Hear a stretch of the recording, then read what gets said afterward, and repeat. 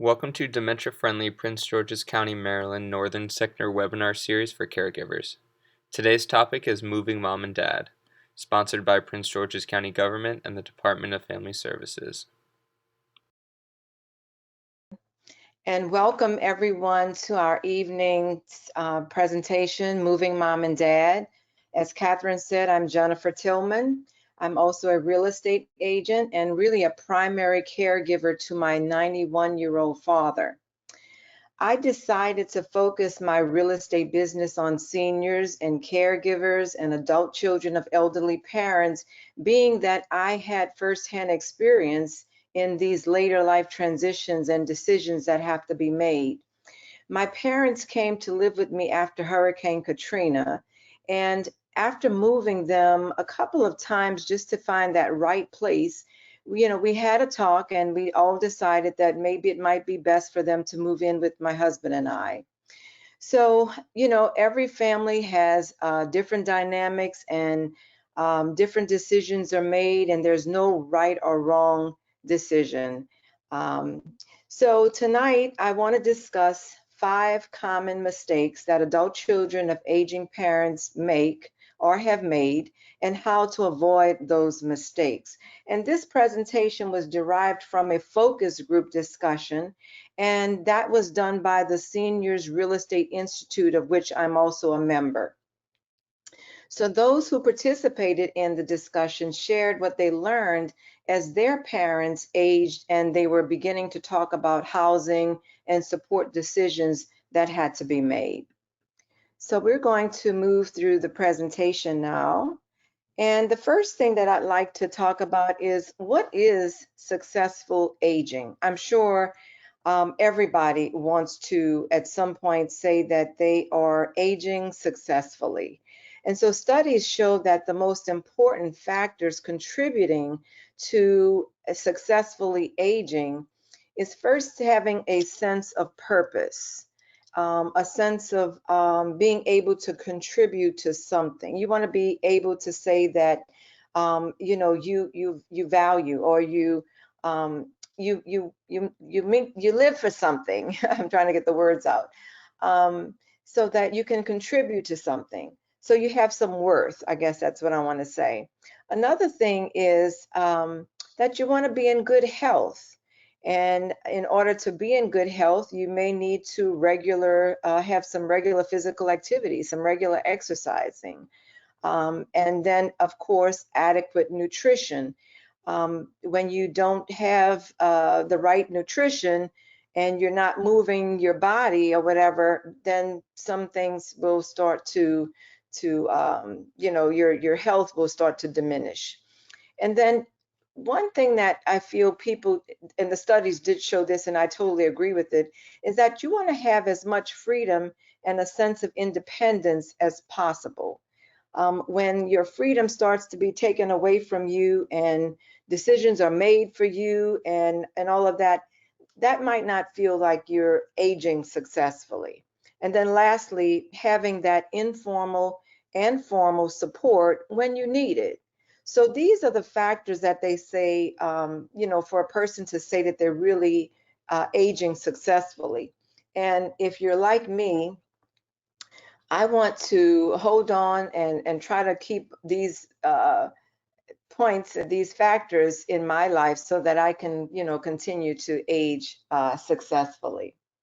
So let's move on to the 5 mistakes, or what I like to say is they're really lessons learned. Because with any mistake, if you get a lesson from that, then it's a value. So the 5 mistakes were waiting until a crisis occurs to have a conversation with your mom or dad, or even if you're the mom and dad, having this conversation with your children so that they know what it is that you want in your later life transitions, but around the housing and the care options, because, just face it, we're all going to get older and we do need to think about housing and care. So that was one of the first mistakes, waiting until a crisis occurred. The next mistake was failing to adequately equip the home with accessibility features. allowing for that your parents or the senior to age successfully and be safe in the home if they wanted to stay in their home. The third mistake was having a lack of knowledge about all of the senior communities. There's an abundance of senior lifestyle communities and also supportive care options that are available. And these adult children didn't have the information, they didn't have enough knowledge in order to even help their parents make the right decision. And the fourth mistake was trying to manage the liquidation of the estate and all of the personal care items all by themselves. They were just trying to do everything by themselves. And I think sometimes it's because you also don't know that there's a team of people out there that can help you. And then the last one was not having all of the information, the documentation. Maybe it's the power of attorney, maybe it's the advance directives, or just the financial power of attorney, the healthcare power of attorney. So they didn't have the paperwork in order, that mom and dad didn't have a will. So these are the lessons that they learned.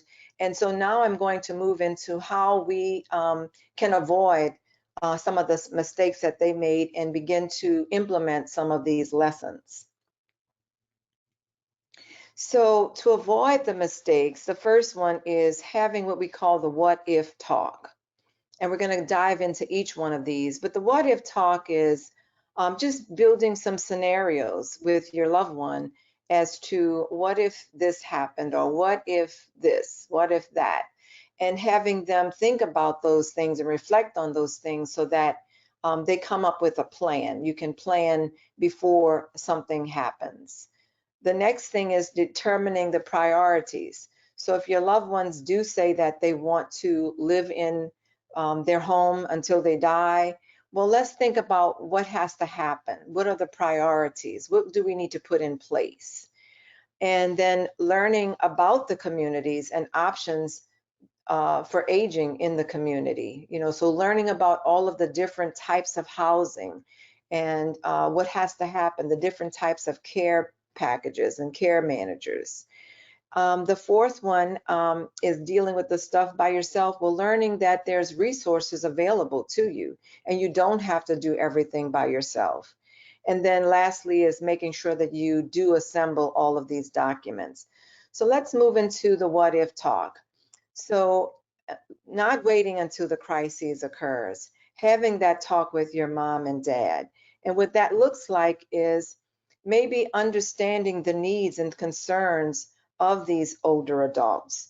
And what it says is to help us so that we are not waiting until a crisis. One of the lessons learned is to go ahead and have this what if talk. And what I'd like to say is the most independent thing that our elderly person who is still able to make decisions can do for themselves is to plan out how they want the rest of their life to look. So one thing that we don't want to lose is our independence. And as a senior, as a baby boomer, the most independent thing we can do is to sit down and say, first of all, do the investigation, do the research, and then say, this is what I would really like in my life. And make sure that your loved ones, your children, your adult children know that these are the things that you want to begin to plan or even research in. That's the most independent thing that you can do for yourself. Because if you don't do that, the children make assumptions. It says studies show that while the majority of adult children with aging parents report to know the desires of their elder parents, their perceptions are often not in line with their parents' true and current wishes. It could have been something that mom and dad talked about years ago, but we might need to address it again to see if things have changed.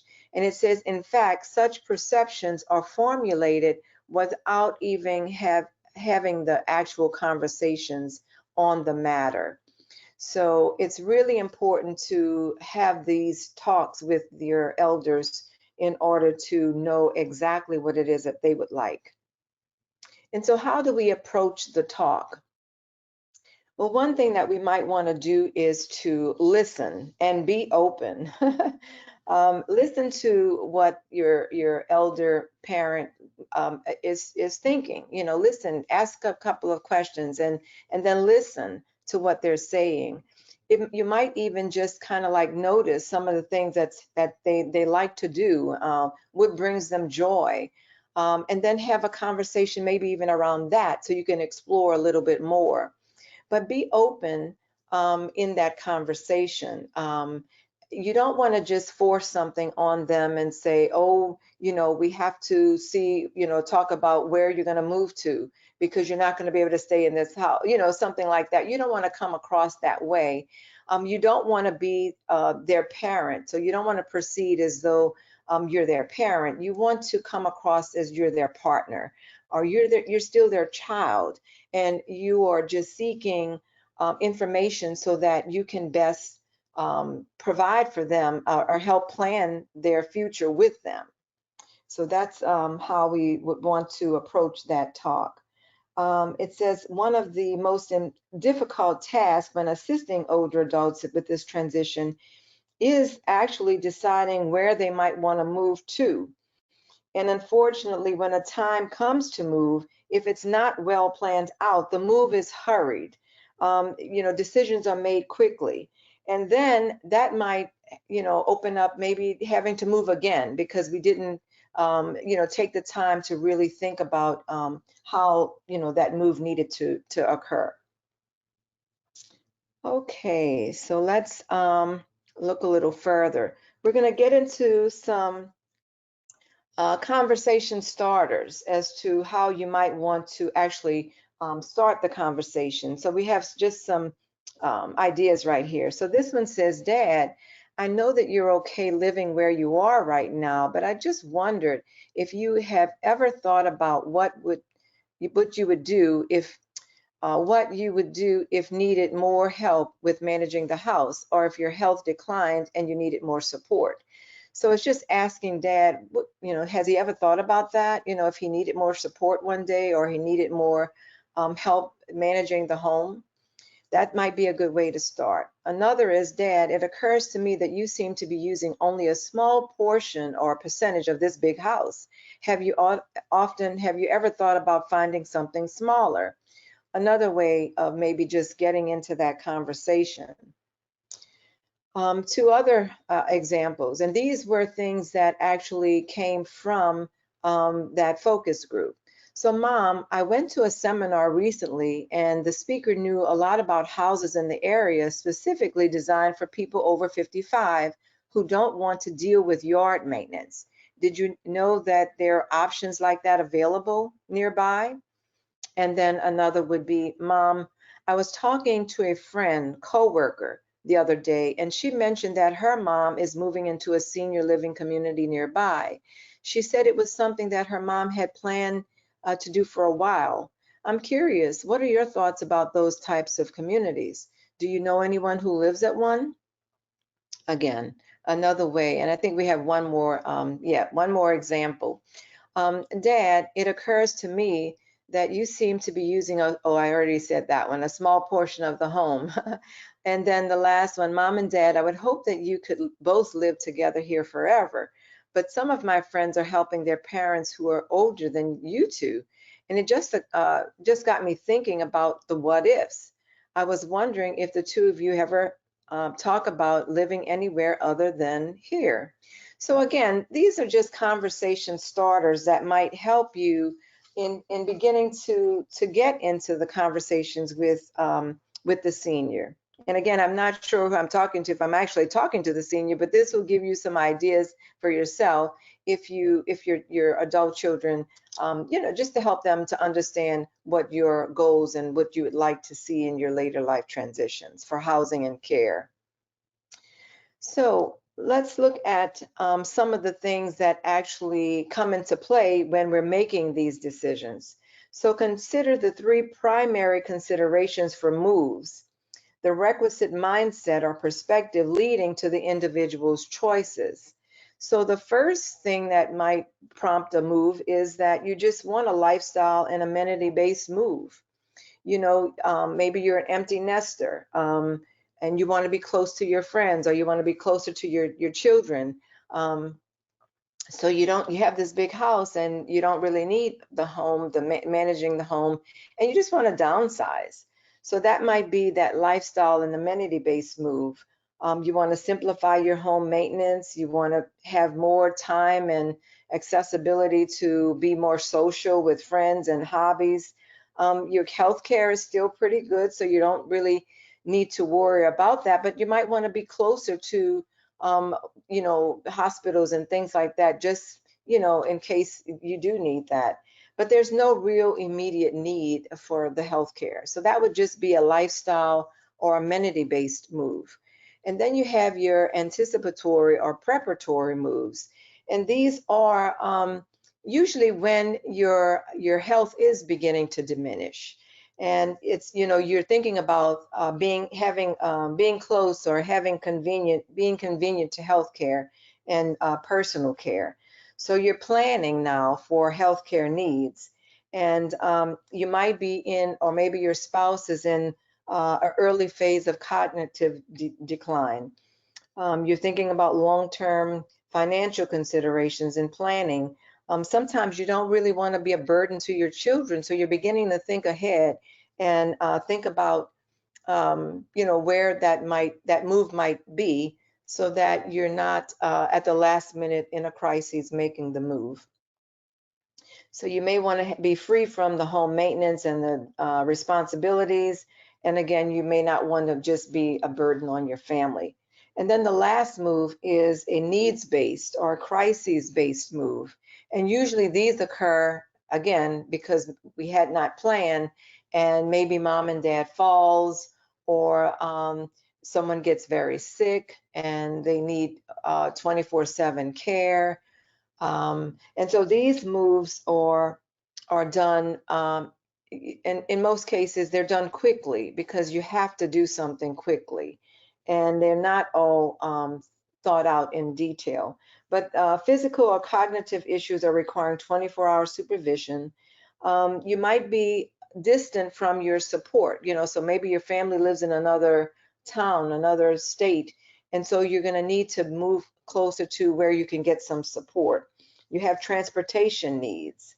You're unable to manage your active activities of daily living, the ADLs. And so these are the third. This is the third type of considerate why you're considering to make a move. So that was all of that what if talk, thinking about not waiting until something occurs to have the talk, to start the planning. We're going to now move into the second lesson, which is in the case that your loved one, yourself, wants to stay in your home, then you need to think about some considerations, some things that would need to be put in place in order for you to stay in that home. So you have to equip the home. So in this one, when assisting older adults attempting to age in place, it's critical to ensure that the residence is adequately equipped with both safety features, mobility supports, including safe transportation to and from, places. Beyond physical challenges of aging in place, families must also prepare for nutritional, social, psychological, and emotional aspects of living alone. So it's really not just about making the house accessible for the senior so that they don't fall, having the bars and maybe the stair lift and things like that. But it's also thinking about, and that's where it says, think about your priorities and think about what's going to have to be put in place so that nutrition is not, you still have nutritional support. You have social support, psychological and emotional support for that senior that's aging in place. So strategies for aging in place. We need to address all of the safety concerns, and there's lots of other presentations that I partner with others to do that talks about making the home safe, but as well as keeping the resale and marketing value within the home, or knowing what needs to be done to to put that, to have the keep the value in the home for whenever you do have to sell the home. But it's making sure that you're addressing all of the safety concerns.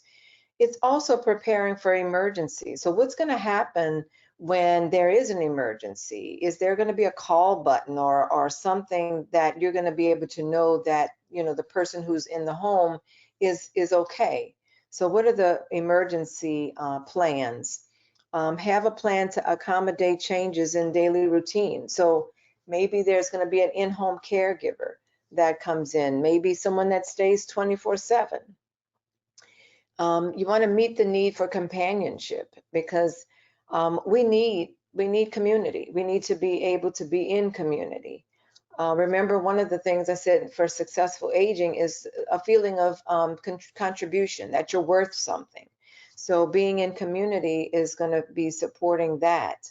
Um, Support them in staying active. Again, that was another one, just to exercise and be active. Because once you stop, you lose your energy, you lose a lot, and then you begin to your health begins to diminish. Knowing the options for care, talking about what it will cost to age in place, because maybe you need to switch out, put some bars up, switch out the floors because sometimes the carpets start to sag and they're not tight, and that causes falls, having throw rugs around. So what is it going to cost to renovate the home to make it safe? And is it feasible? And then what are you going to do about all of the scams? When seniors are living alone, people prey on them. We have some very bad people that prey on the seniors. So what are you going to do about scams and stuff like that? And then just access to, community support system. So that was pretty much thinking about, aging in place and getting some things in place for that. The next thing we're going to move into is learning about the communities. And I can spend a lot of time on the different communities and the pricing and all of that. So I'm going to dive a little bit on the different types of communities and then just share a little bit about those. But knowing that you have different types of communities as well as different care options is very key in that aging process and planning out the future. So the first thing is independent living. And we kind of talked about this when we talked about making that move that might just be amenity based or just a lifestyle change. So that's what your independent living is going to be. I mean, you might be downsizing to a condo or something like that, because your main thing is that you no longer want to have to manage a house and manage some of the things that come with living in a bigger place. So it says living small to live large, because now you might be downsizing to a smaller, but you're going to have a bigger life because there's less stress, less that you have to manage. And one of the things that keys in on whether or not independent living is going to be for you is, of course, you have to be able to perform all of the five ADLs. So that's your bathing, your dressing, your transferring from one place to another, your toileting, and your eating. And then there's also what we call instrumental activities of daily living, and those are a little bit more complex, but they take on cooking. Can you cook for yourself? Can you clean? Can you do your finances? Can you do your own shopping? Manage your health care and medication? Use the technology. So thinking about all of this, if this is, where independent living, if you're still able to live independently, you'll be able to do those things. And independent living communities, they frequently have meals served on site, which is, you can take part in. You can drive in and out of wherever. Maybe some of them have garages, some are covered garages. But you do your own doctor visits. They might have different activities that you can engage in. Let's see, it's more appropriate for those who can manage their own healthcare needs independently. And these might be apartments, condos, single family dwellings, And some of them might have handicap accessible options, of course, because we're all aging. But some, like I said, they offer meal plans, housekeeping, and social activities. Your senior apartments, most of them, you might have to be 62 years of age to enter, whereas some of your senior just communities, it's 55 years old to go there. Now, the next thing I don't have a slide for is what we call the CCRCs, the Continuing Care Retirement Communities. And these communities are where you have to enter the community in independent living. And as your health care changes and you get, you need more care, then you move within the same community. So I'm going to read a little bit about that. The benefit to these is that it's like on a campus, and you start out in at the independent level. You get around well. Let's say your health starts to decline and now you need a little bit more support. You don't have to move out of that community to another retirement community. You simply just move to another part of the campus. And let's say your spouse needs more care or a different level of care than you, then you and your spouse can still live in the same community, but one might be in the nursing care area where one may still be in independent care. Now, the expense is not as extreme, although there's an expense that you come out of pocket initially when you get into a CCRC.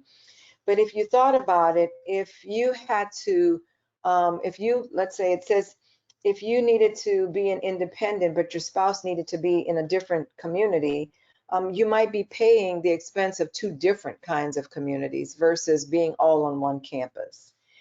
The thing about this one, the CCRC, is that you really want to plan early because you do need to enter the CCRC as an independent living environment, and you move up within that CCRC. At least that's how most of them are. The next one is assisted living communities. And in the assisted living communities, these communities, there's two different types. There's one that has less than 16 beds, and there's larger facilities that are over 16 beds. In the less than 16 beds, it's more like a home environment. You can sometimes negotiate the rate. They help you with those activities of daily living.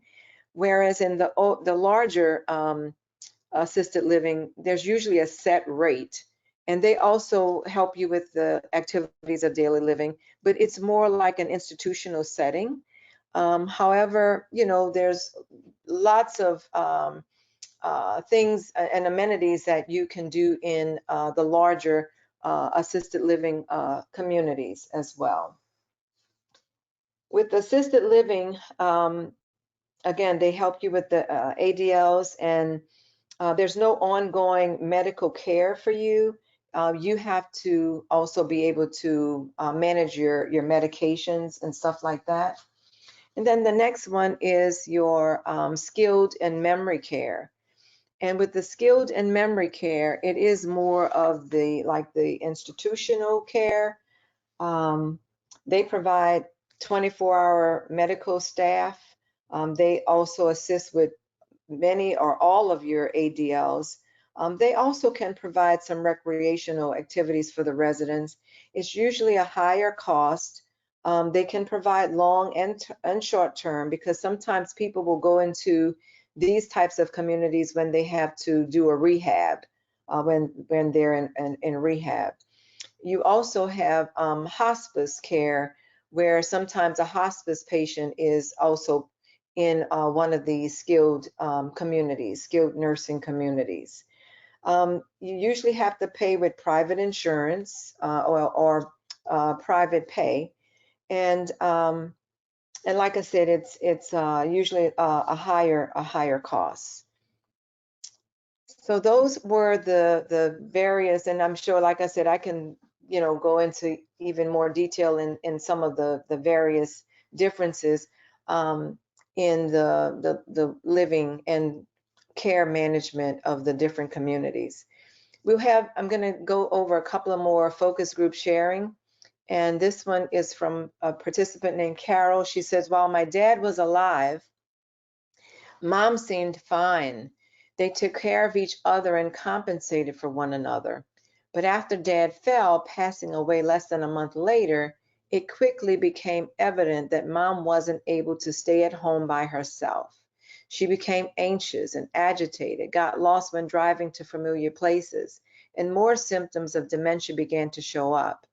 The grab bars and handrails we had installed to help them get around just weren't enough.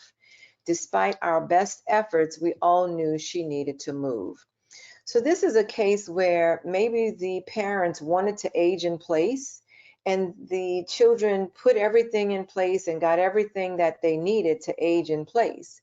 But I think sometimes, especially today, our seniors are living longer, and I believe that we also need to think of a plan B, because at some point I've had several clients where they even had reverse mortgages on their homes, and they at some point they had to move their mom and dad because they just could not live alone any longer. So it could have been because they got dementia and they needed more care in the home, or it could be as this person just described here. There might come to a point where you still have to move mom and dad, even though you've done the renovations in the home and got it ready for them. If you're not going to be able to have 24/7 care in the home, and even so, you still at some point may need to move to a nursing unit. As I mentioned in the beginning, my dad's 91, and my dad has lived with me. My mom and dad both lived with me. My mom passed away in 2017, and now my dad's with us. And he's been diagnosed with cancer just maybe 2 months ago. And so he's still with us. But just this past weekend, I had to make a decision, along with him. We went to the ER because he was just not looking well. And then now he's going to be put in hospice, but he's not going to be able to come back home because he needs 24/7 nursing care. So he will be going into a nursing home, but will be receiving the hospice care there. So we do have to continue to plan because things change. And even though we may have set out with one plan, we might need to revisit that plan and continue to talk to mom and dad about the changes and what's going to happen next. So another Ken in the focus group says, if I could do it over, I think maybe we could have had been more assertive with my parents earlier, but they were a bit stubborn and I couldn't control their decisions. So, sometimes it's going to be challenging, it's going to be hard, but we do the best that we can. We do the best that we can with the information that we have, and we share that with our loved ones, and we work it out. Two more. Ingrid said, as soon as we agreed as a family that having mom leave her home was the right thing to do, we acted on it, coming from love and contribution. We let her know that we were not putting her somewhere, we were just getting her closer so we could have more access to her and she would ultimately be safer. And then Ingrid also said, with careers and families of our own, we didn't see every detail of mom's day, making it easy to believe that she was okay. Over time, we began to notice little things that were unattended to. The small things became bigger over time. So again, just looking at some of the lessons that they learned and how they feel if they had to do it again, they would do some things differently. The next lesson learned is not feeling as though you have to do everything on your own, dealing with the stuff and managing the estate.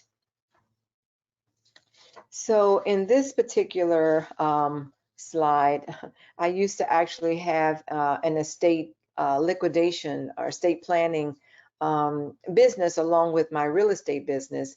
And one of the things that we would provide is to do clean outs and to sometimes even look at all of the items that are in the house for the attorney, if things were, if for the estate attorney, when they're looking at the items for mom and dad. We did some of those things, as well as estate sales. So I do know I've had my hands in this area as well. And I've gone into homes where it was just overwhelming for my clients, because maybe they had not visited mom and dad for a while. And like the young lady said, they thought everything was okay until they actually showed up and they saw that mom and dad had become hoarders, or they just didn't know where to start, because there was just so many things in the house, and they had to work through that. And sometimes it took months, because maybe they were still working as well and they had to work through. So knowing that you have help, that there's professionals out there that can help you, is a good thing. So the first thing I say is select your team, do some investigating, look to see where there might be some estate liquidators, and my next slide is going to show you some professions that you might need to look into, professionals. But Ronald Reagan says, surround yourself with the best people you can find, delegate authority, and don't interfere. Don't take the job back. So some people, professionals that you might want to enlist for support, or of course, myself, I'm a real estate agent, because I can just help you understanding the value of the home. And because I'm part of this Prince George's Senior Provider Network, I have access to all of these different types of providers that provide services to seniors. So I like to say, I don't just show up and say, let me put, the sign in the yard, and when do you want pictures and all of that. When I show up, I'm really looking and assessing the entire everything that's going on, all of the needs, and then making sure that I'm providing the right resources so that we work together to get the whole job done, not just my little part. So real estate agents, assisted living locators. I work with assisted living locators who will then tour my clients to see various communities. So going back to not understanding and not having the knowledge, you have these assisted living locators who will help you tour different communities, help you understand the differences between the communities, the pricing between the communities, and that's the kind of work that they do. So call on them. Move managers, these will come and pack up the items if mom and dad is moving to a smaller place, and they will help label, put things in places that are very similar to how they were in the house, and excuse me, things like that. So you have the move managers, you have estate liquidators, and these might be the people that do the estate plans. And they also know about collectors, because maybe your mom and dad had a collection of dolls or stamps or records. These people know, and some of them might even help you sell them online, but they can set up estate sales for you and to help you get rid of the items that you have that you need to part.